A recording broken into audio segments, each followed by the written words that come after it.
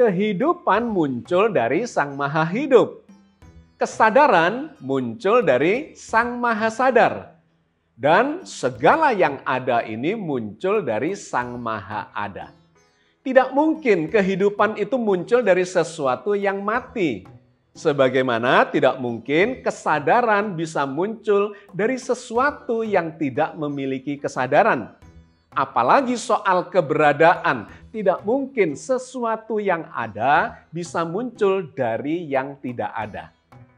Terjadi kesalahkaprahan di dalam berpikir di sejumlah kalangan ilmuwan yang sekuler maupun yang ateis yang memaksakan kesimpulan bahwa katanya sesuatu yang hidup bisa muncul dari sesuatu yang mati.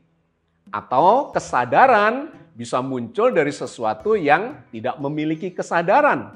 Bahkan mereka berpendapat memaksakan kesimpulan bahwa segala sesuatu yang ada bisa muncul dengan sendirinya dari ketiadaan. Mari kita perjelas di dalam program Cangkir Tasawuf Modern episode 305 kali ini.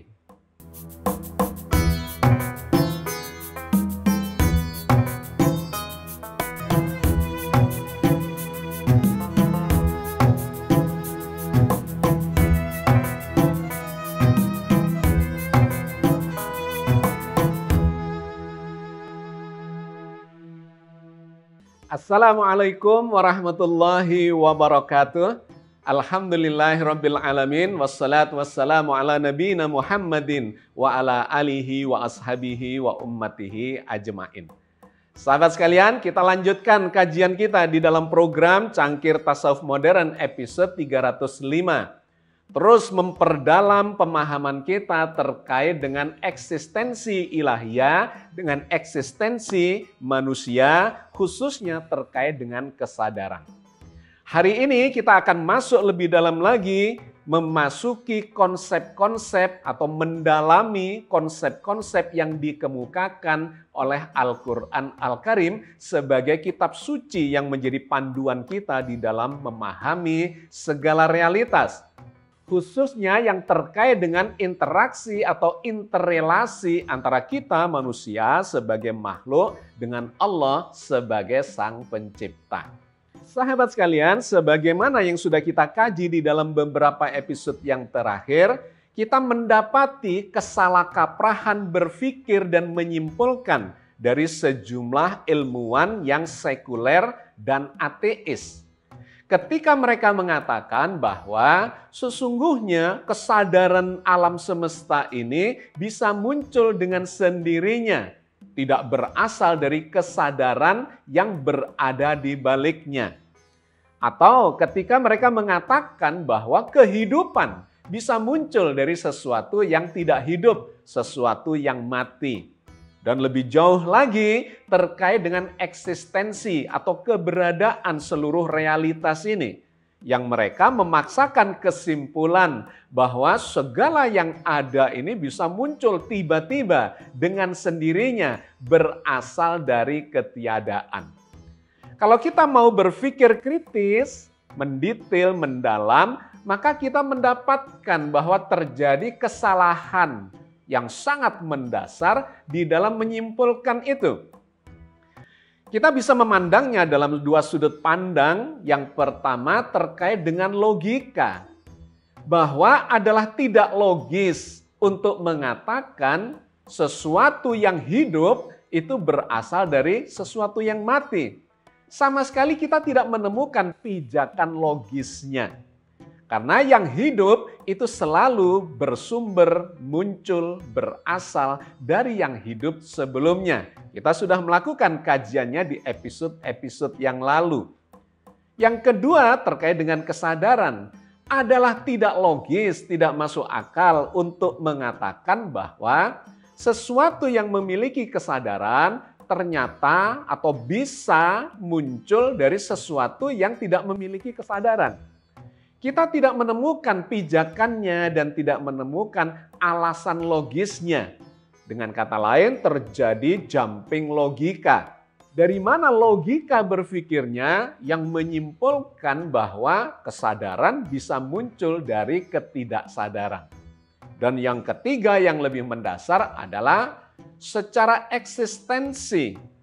Sama sekali tidak logis untuk mengatakan bahwa sesuatu yang ada bisa muncul dari yang tidak ada.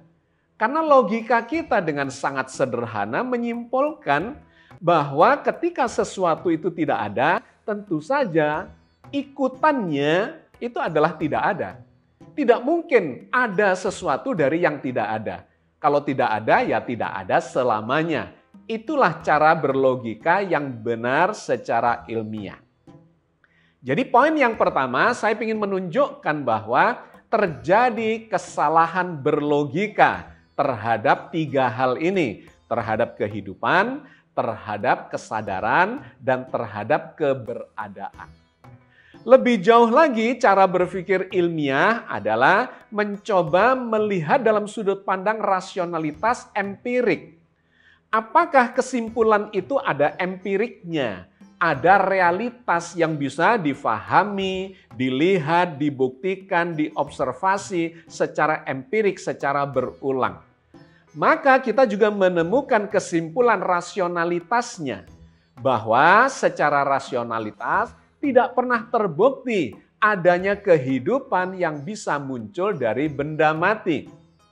Kita telah membuktikan di episode yang lalu berbagai macam percobaan yang menunjukkan awalnya dikira oleh para ilmuwan sekuler dan ateis itu bahwa kehidupan bisa muncul dari sesuatu yang mati yang disebut sebagai teori generatio spontania.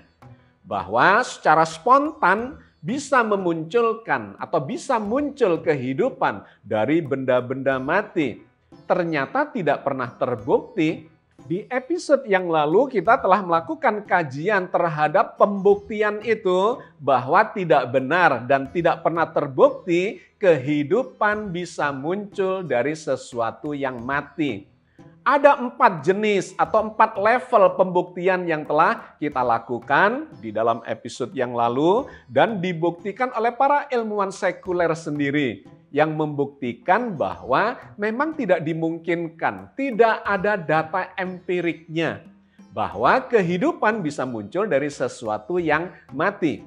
Yang pertama adalah yang dilakukan oleh Francisco Redi yang membuktikan bahwa teori generatio spontania itu terpatahkan dengan cara dia menaruh daging dalam 3 wadah, terbuka, tertutup kain tipis, dan tertutup rapat.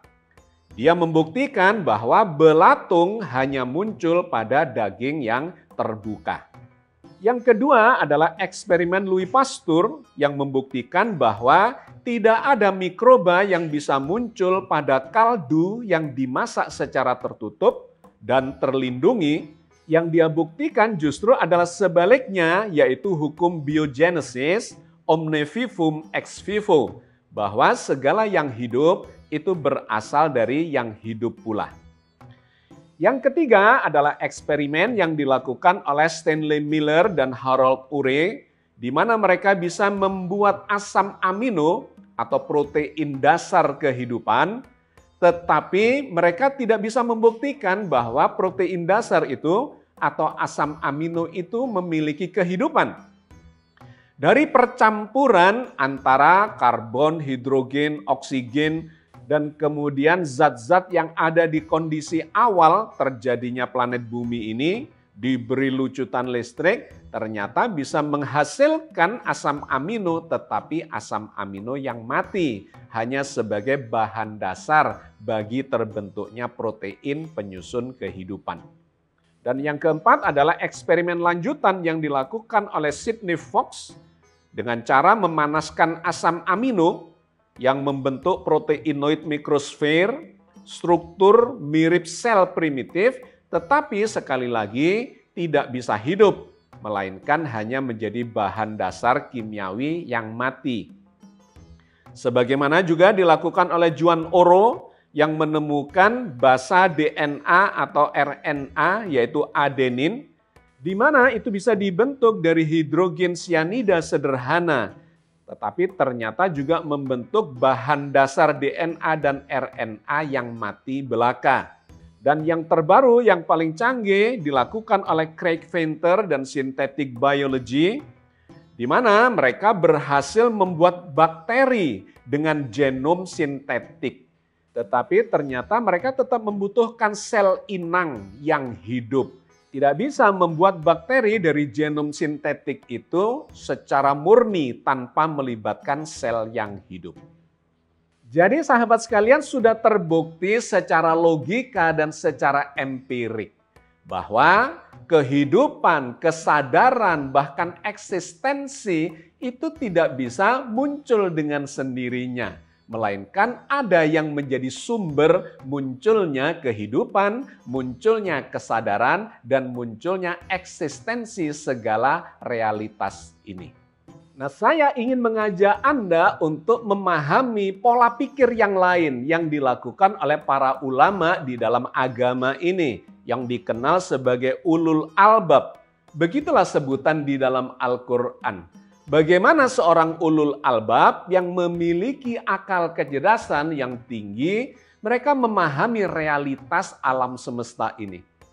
Poin pentingnya bahwa mereka memiliki pemikiran yang berbeda dengan yang dilakukan oleh para ulama atau ilmuwan sekuler, apalagi ateis. Dikarenakan para ulul albab ini berbasis pada informasi dari dalam Al-Quran Al-Karim, membangun kesimpulan bahwa segala realitas ini ada asal-usulnya, ada sumbernya, dan yang menjadi sumber itu adalah ketika berbicara tentang kehidupan misalnya, maka pasti kehidupan itu akan muncul bersumber dari Sang Maha Hidup. Dan ketika bicara tentang kesadaran, maka pasti kesadaran itu akan muncul dari Sang Maha Sadar. Apalagi ketika bicara tentang eksistensi, tentang keberadaan. Bahwa segala yang ada ini pasti muncul bersumber dari Sang Maha Ada. Mari kita lihat di dalam Al-Quran Al-Karim yang memberikan inspirasi pemahaman tentang konsep ketauhidan ini. Karena memang ketika kita bicara tentang eksistensi, tentang kehidupan, tentang kesadaran, tentang seluruh realitas yang bersumber dari Sang Maha segala itu, kita sesungguhnya sedang berbicara tentang ketauhidan. Bahwa konsep ketauhidan itu memang bukan konsep yang sederhana. Memang Al-Quran itu bicara mulai dari konsep yang paling mudah difahami oleh orang awam, tetapi juga sangat kompleks ketika bicara tentang realitas hakikinya yang hanya bisa dipahami oleh orang-orang yang berilmu atau orang-orang yang berakal. Karena itu di level yang tinggi terkait dengan kompleksitas ketauhidan itu, seringkali Allah menggunakan perumpamaan-perumpamaan. Kalau kita bicara secara awam, maka seringkali Al-Quran bicara tentang personifikasi atau antropomorfisme.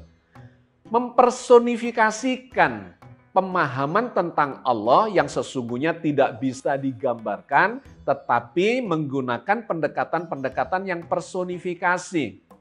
Maha mendengar, maha melihat, maha berbicara, dan seterusnya yang gambarannya itu mengarah kepada analogi terkait dengan kemanusiaan atau kemakhlukan. Tetapi semakin tinggi kualitas intelektualitas seseorang, mengarah kepada kecerdasan yang kompleks yang oleh Al-Quran disebut sebagai ulul albab, maka Al-Quran cenderung menggunakan perumpamaan-perumpamaan atau analogi-analogi.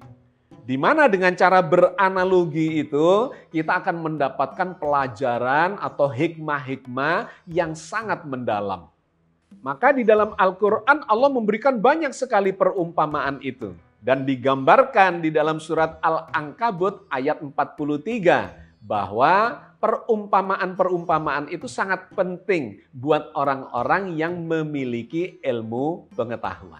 Wa tilkal amsalu nadribuha linnas wa ma ya'qiluha illal alimun.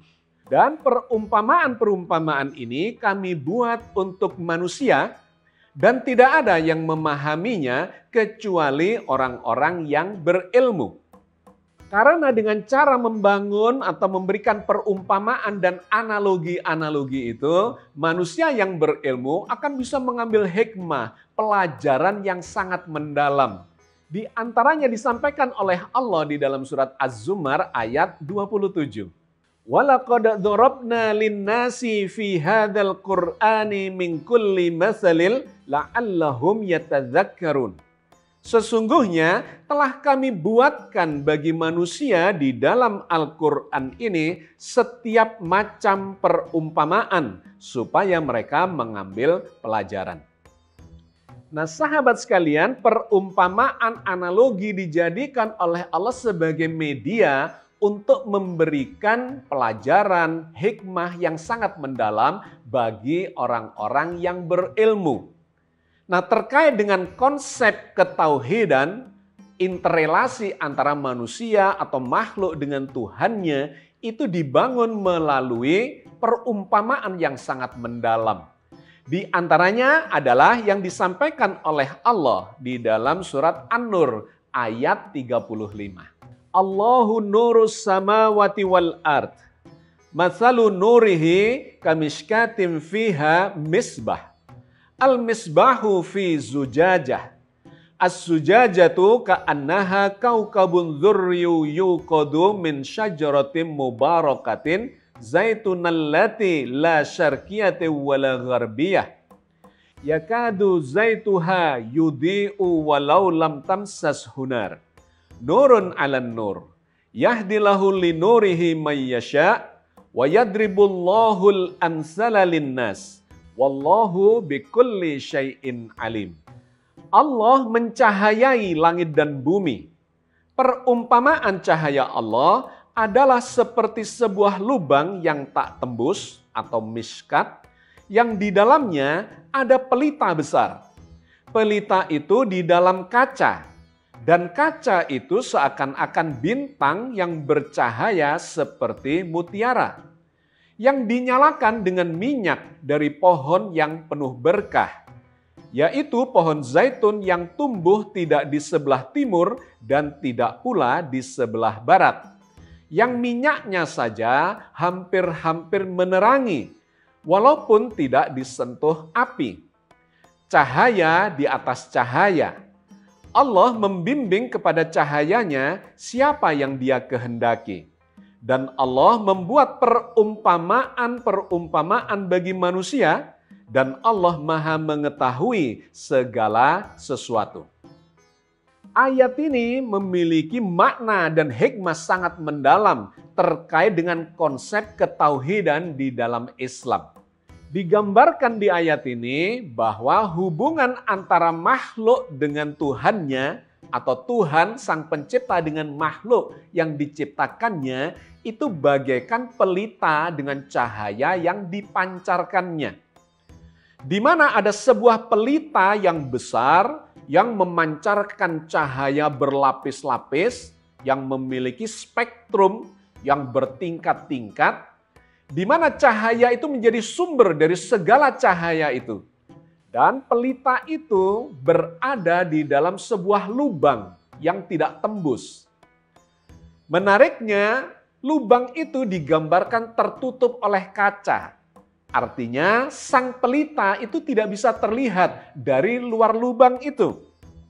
Tertutup oleh kaca. Dan kaca itu berpendar seperti bintang, seperti mutiara.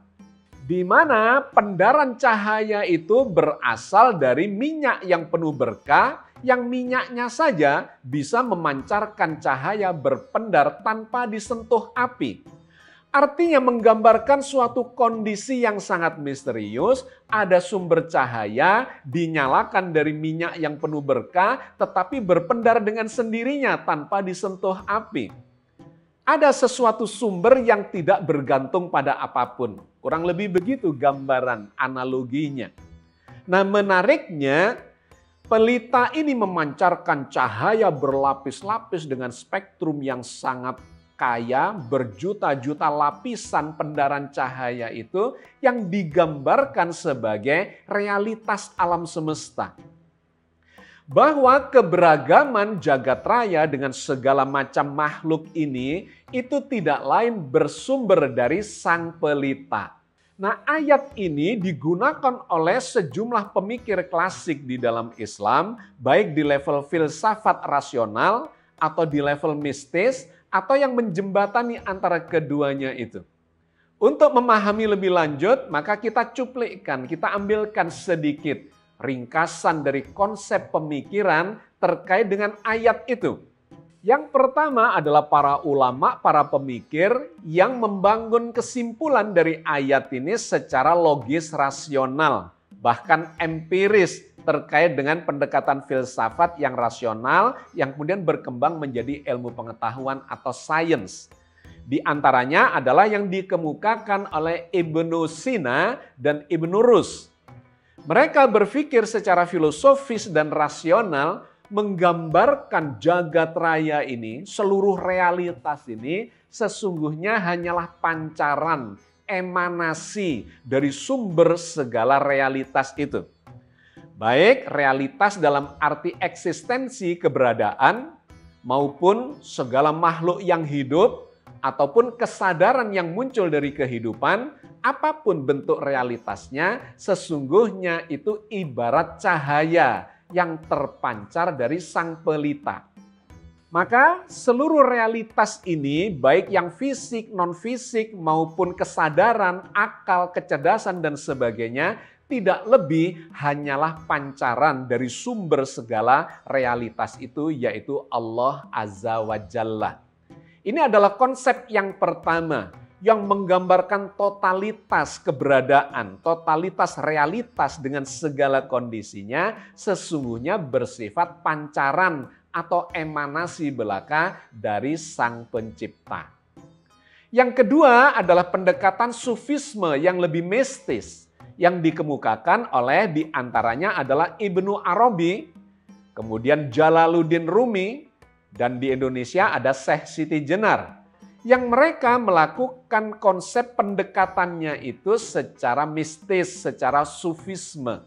Dalam pendekatan sufisme ini digambarkan oleh para tokoh sufistik itu bahwa seluruh realitas ini sesungguhnya adalah penampakan ilahiyah atau tajalli ilahiyah. Jadi sifat pancarannya itu lebih mutlak di dalam kesadaran para sufisme bahwa seluruh realitas ini sesungguhnya ya Allah sendiri.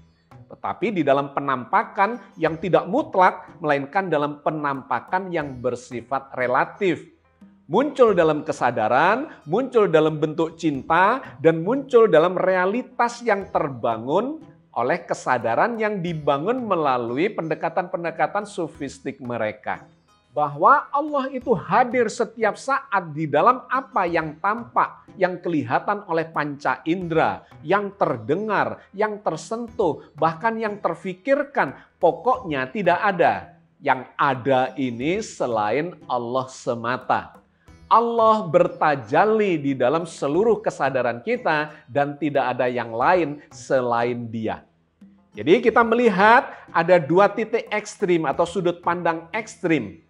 Secara filsafat rasional, maka Ibnu Sina dan Ibnu Rus menggambarkan Allah itu beremanasi memancarkan segala realitas ini tetapi tidak langsung menampakkan dirinya bertajalli.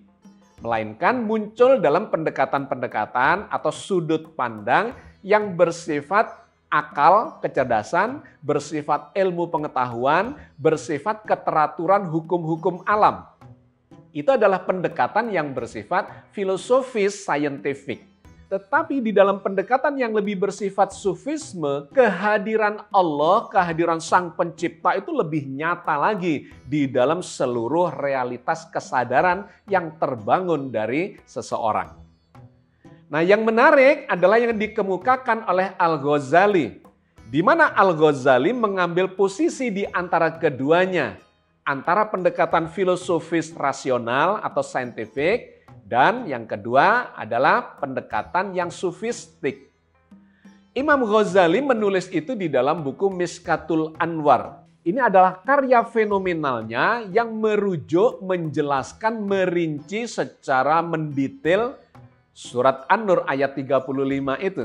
Sehingga judulnya pun dia menggunakan salah satu diksi yang ada di dalam ayat itu, Mishkatul Anwar.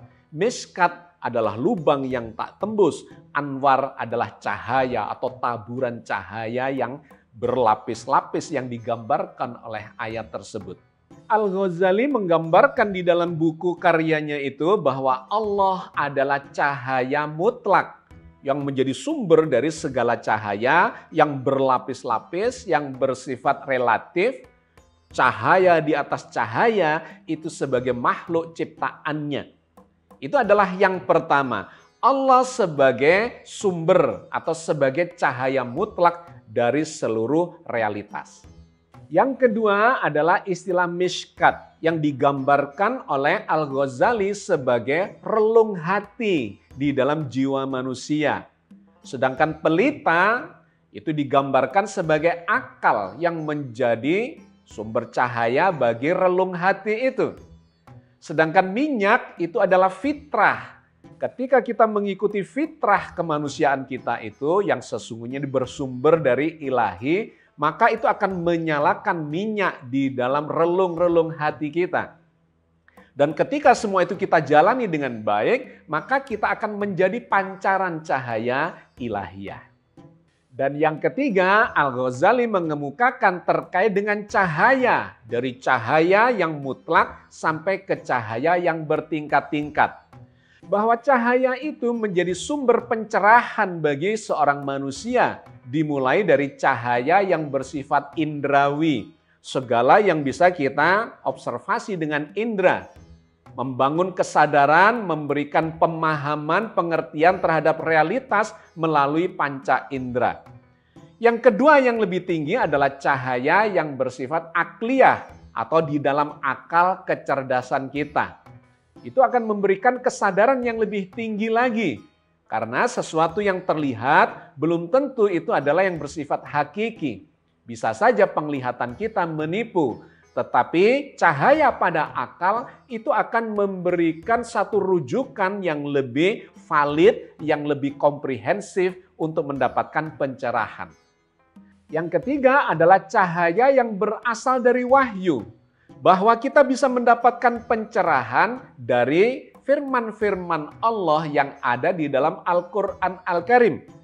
Karena kadang-kadang akal kecerdasan kita dipengaruhi oleh hal-hal yang bersifat egoistik, terjebak kepada hawa nafsu atau nafsu yang bersifat berkepentingan terhadap sesuatu.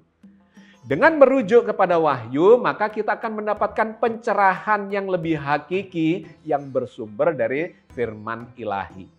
Dan yang keempat yang paling tinggi menurut Al-Ghazali adalah cahaya Allah sendiri yang memberikan bimbingan kepada seseorang. Allah memberikan petunjuk, memberikan hidayah, membimbing kepada hikmah-hikmahnya, maka seseorang akan mendapatkan cahaya yang bersifat mencerahkan yang paling tinggi nilainya.